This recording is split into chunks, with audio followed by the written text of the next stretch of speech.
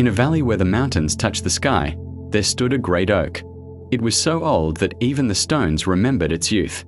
Beside it grew a slender willow, her branches like silken threads reaching for the river. For 1,000 years, the oak had never moved, never bowed, and never broken. He believed that to be strong was to be still. But one evening, the sky turned the color of a bruised plum, and the birds fell silent. The air did not just blow, it began to scream. The oak gripped the earth with his massive roots. He thickened his bark and braced his heavy limbs. "Watch me," he whispered to the willow. "The world may shake, but I am the mountain's brother. I do not yield." The willow said nothing. She only lowered her head, letting her long, green hair trail in the water. The wind arrived not as a guest, but as a king. It tore through the pass with a force that turned pebbles into bullets. It struck the oak with a sound like a hammer hitting an anvil. The great oak stood defiant. He dug his roots deeper into the cold, hard soil. He met the wind's rage with his own solid weight. Every time the gale pushed, the oak pushed back. He was a fortress of wood and pride. But the wind was not a wall, it was a tide. It did not tire. It found the tiny cracks in the oak's frozen branches.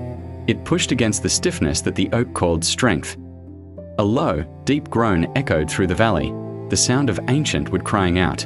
Beside him, the willow was dancing. She did not fight the wind, she became a part of it. When the gale lunged left, she swept left. When it swirled upward, she leaped toward the clouds. She offered no resistance, no hardness, no shield. To the oak, she looked defeated, a shimmering ghost tossed by the storm. "Stand tall," the oak roared over the thunder. "If you do not hold your ground, you will be lost." The willow did not answer, for her breath was the wind itself. Then came the great gust, a burst of air so powerful it felt as though the earth were being exhaled. The oak tightened every fiber. He refused to lean even an inch. He remained a pillar of absolute stone-like wood. There was a sudden, sharp crack that silenced the storm. The oak's heartwood, rigid and unmoving, snapped under the weight of its own refusal to bend. The giant fell, his roots torn from the earth he had tried so hard to hold.